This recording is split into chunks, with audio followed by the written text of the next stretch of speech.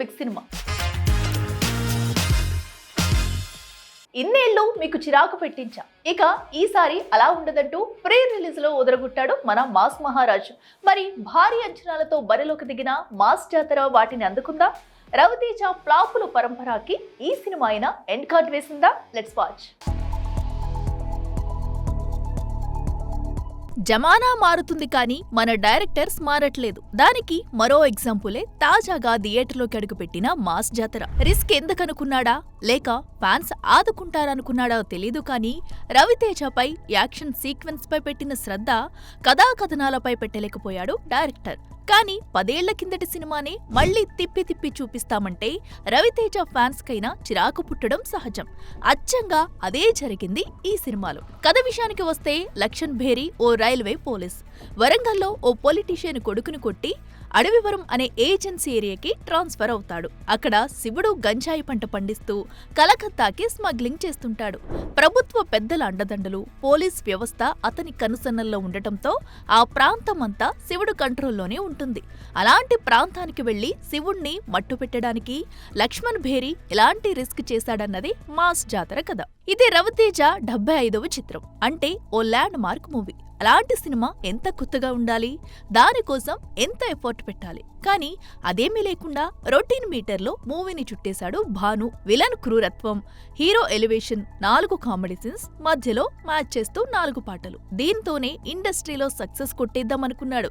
ఆ రోజులు పోయాయని ఇప్పటికైనా గ్రహిస్తే మంచిది. ఇందులో కొంతవరకు విలనిజం బాగానే పండించాడు. శ్రీలీల ఎప్పటిలాగానే డాన్సింగ్ క్వీన్ అన్న ట్యాగ్ కి జస్టిఫై చేసింది. ఇక రాజేంద్ర ప్రసాద్ రోల్ సిల్లీగా మొదలై సీరియస్ గా ఎండ్ అవడంతో ఆడియన్ ఏ కోసానా కనెక్ట్ అవ్వడు. అయితే సినిమాలో రవితేజ ఇంటర్వెల్ సీక్వెన్స్ క్లైమాక్స్ లో విలన్ ఇంటికి వెళ్లి భోజనం చేసేప్పుడు వచ్చే ఫైట్ సీన్ మాత్రం అదరగొట్టాడు. ఏది ఏమైనా కెమెరామన్, ఎడిటర్, టెక్నీషియన్స్ ఇలా అందరి పనితనాన్ని బూడిదలో పోసిన పన్నీరు చేశాడు డైరెక్టర్ భాను.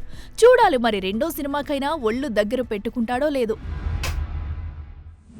షుగర్ ఫ్యాక్టరీ కొన్నేళ్ల కిందట సందీప్ రెడ్డి, మహేష్ బాబు కాంబోలో ఈ టైటిల్ తో ఓ సినిమా రాబోతుందని ఓదరగొట్టింది మీడియా. కానీ అబ్బే అది కాదంటూ యానిమల్ ని మొదలెట్టేశాడు సందీప్.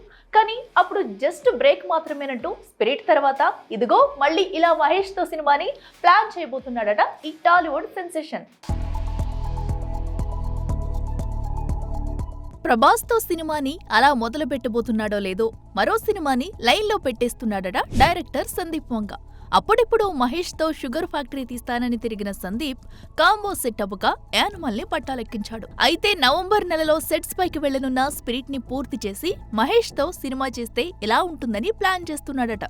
కానీ మహేష్ రాజమౌళి కాంబోలో వస్తున్న SSMB 29 పూర్తి కావాలంటే మరో ఏడాది పక్కా.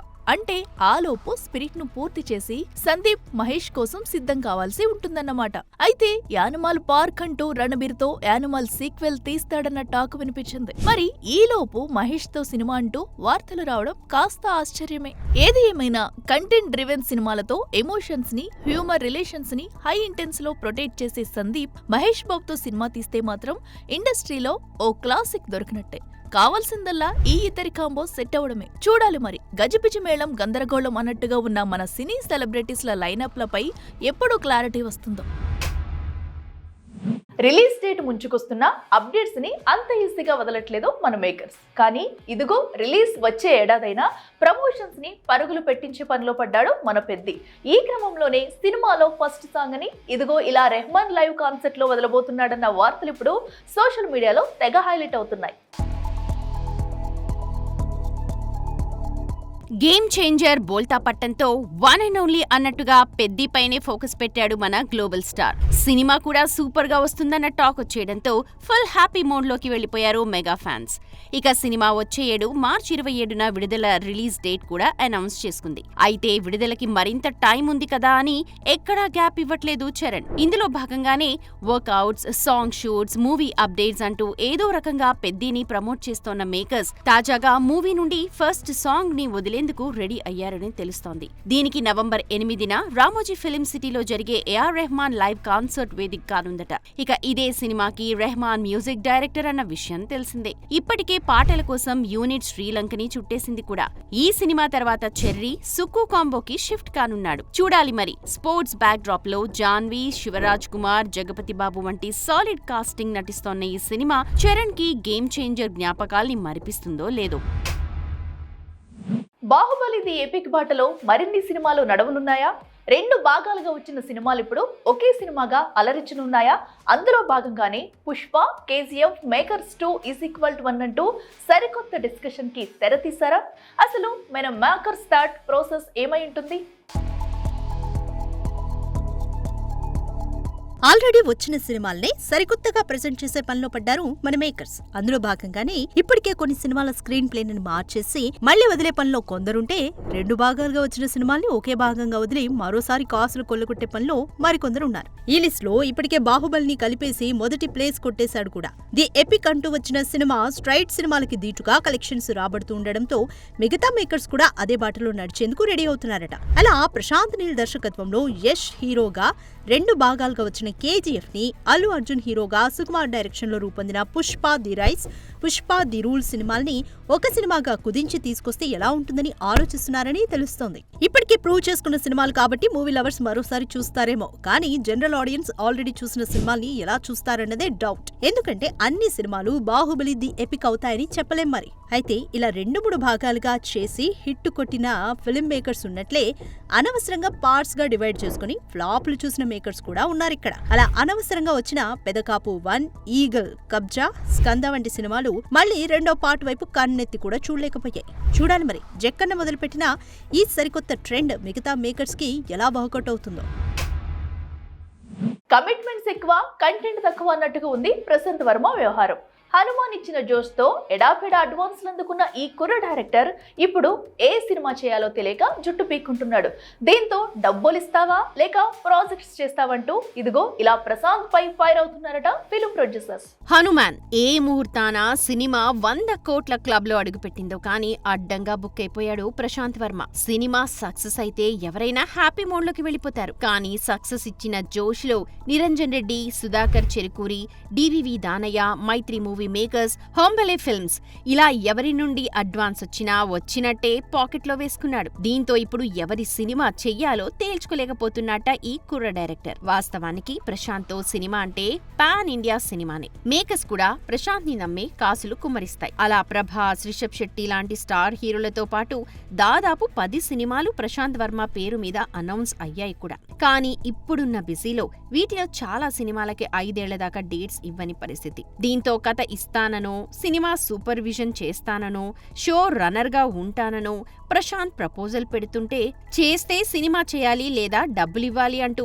తెగేసి చెబుతున్నారట మేకర్స్. చూడాలి మరి వచ్చిన డబ్బులన్నీ స్టూడియోపై పెట్టేసిన ప్రశాంత్ వారందరికీ ఎలా సర్దుబాటు చేస్తాడు. తీర్థ క్రియేషన్స్ బ్యానర్ మీద సంధ్యా తిరువిధుల నిర్మించిన సినిమా సందిగ్ధం. నిహాల్, ప్రియా దేశ్పాక్, అర్జున్ దేవ్ జోడి కట్టిన ఈ సినిమాకి పార్థసారథి కుమ్మోజు దర్శకత్వం వహించారు.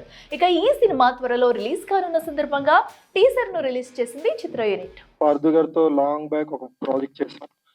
సో అప్పటి నుంచి అసోసియేషన్ ఉందన్నమాట. ఈ మూవీ చేయడానికి 2 రీజన్స్. ఆయనతో ఉన్న బాండింగ్ అండ్ ఇంకోటి ఏంటంటే వాళ్ళ మిస్సెస్ గారు ఈ ప్రాజెక్టు పిక్నిక్ లాగా చేసామని నేను చెప్పలేను, కానీ చాలా స్ట్రగుల్ అయ్యి చాలా అంటే పెయిన్ వాళ్ళు భరించి ప్రోడక్ట్ని బయటికి తీసుకురావడం చాలా కష్టపడ్డారు. అది మెయిన్ రీజన్ ఈ సినిమాకి నేను వచ్చి చేయడానికి. ఒక 1-2 months బేబీని చేతిలో పట్టుకుని వాళ్ళు ఫారెస్ట్లో ఎంత ఇబ్బంది పడ్డారో మేము లైవ్లో చూసాము. సో దానికోసమైనా సరే ఈ సినిమా మంచి సక్సెస్ అయ్యి మీ ఇద్దరికి మీకు సినిమా మీద ఉన్న పిచ్చి మీరు ఇంకో సినిమా చేయాలంటే ఈ సినిమా మంచి రిజల్ట్ వచ్చి ఇలాగే చాలా మంది ఆర్టిస్టులు బయటికి రావడానికి దీని సక్సెస్ హెల్ప్ అవ్వాలి. సినిమా విషయానికి వస్తే ప్రతి ఆర్టిస్ట్ కూడా నాకు చాలా సపోర్ట్ చేశారండి. ప్రతి ఆర్టిస్ట్ కూడా టైమింగ్స్ కానీ ఇక కొన్ని ఫెసిలిటీస్ లేకపోయినా కానీ ప్రతి ఒక్కరు కూడా చాలా సపోర్ట్ చేశారు. తర్వాత ప్రతి ఒక్కరు నా టీంలో ఒక పలానా వ్యక్తి అని లేదు, టీం మొత్తం కూడా ప్రతి డిపార్ట్మెంట్ ప్రతి ఒక్కరు కూడా నాకు బాగా సపోర్ట్ చేశారు. సినిమా కూడా చాలా ఇంట్రెస్టింగ్ గా ఉంటుంది. అంటే నాకు తెలిసి ఇప్పటివరకు రాలేదు ఇలాంటి కథ. ఒక ట్విస్ట్ అయ్యేలోపే ఇంకో ట్విస్ట్ ఎదురవుతూ ఉంటుంది. మంచి ట్విస్టులతో కథ అంతా కూడా చాలా అద్భుతంగా ఉంటది. ఆడియన్ ఎవరిని కూడా సినిమా ఆకట్టుకుంటది పక్కకు వెళ్ళిపోకుండా. కనీసం బ్రేక్ తీసుకోవాలన్నా కానీ తీసుకోలేరు, అంత అద్భుతంగా ఉంటది సినిమా కథ కూడా. ఇవాళ చిన్న సినిమాలు, పెద్ద సినిమాలు కూడా అంత కంఫర్టబుల్ గా లేవు. అందరూ స్ట్రగుల్ తో ఉన్నారు, రకరకాలుగా ఉన్నాయి. ఎందుకంటే కాస్ట్ ఆఫ్ లివింగ్, ప్రతి సినిమా చేసినా కూడా మొత్తం త్రూఅవుట్ ఇండియా వెళ్ళిపోతుంది, పాన్ ఇండియా అని. సో ఇవాళ చిన్న చిన్న సినిమాలు వితౌట్ ఎక్స్పెక్టేషన్ ద్వారా వచ్చి మంచి పెద్ద సక్సెస్ అయ్యి నచ్చితే అది 100 కోట్లు కూడా వెళ్తుంది. అసలు ఎలా వెళ్తుందో, అంత జనం వస్తున్నారు అనేది లేదు. వాళ్ళు నచ్చిందంటే అలా చూస్తున్నారు. ఆ ఎరాలో ఉన్నారు కాబట్టి మీరు అందులో మీ వైఫ్ అంత సపోర్ట్ చేసి, ఎందుకంటే మీరు స్ట్రగుల్ అంతా చెప్పారు ఇప్పుడు, మీ మొత్తం టోటల్ స్ట్రగుల్. సో వేస్ట్ చేయలే, మీరు ఏది పెట్టింది కూడా తెర మీద పెట్టుంటారని నేను నమ్ముతున్నా. తెర వెనకాల ఎన్ని తీసేశారు కాబట్టి డెఫినెట్ గా దాని మీదే తపన పడి ఉంటారు. I just saw the trailer and I can't understand the language, but it seems very interesting. It's like very thriller, and congratulations again to the entire team. Thank you so much. అందరికీ నమస్కారం. Three the creations బ్యానర్లో సంగీత మూవీలో నేను లీడ్గా చేశాను. So I want thanks to my director గారు Parthi sir, thank you so much for choosing me, and thanks to media to came here. ఇది ఇవాల్టి big cinema. Keep watching big TV. Anchors wardrobe courtesy shopper stop.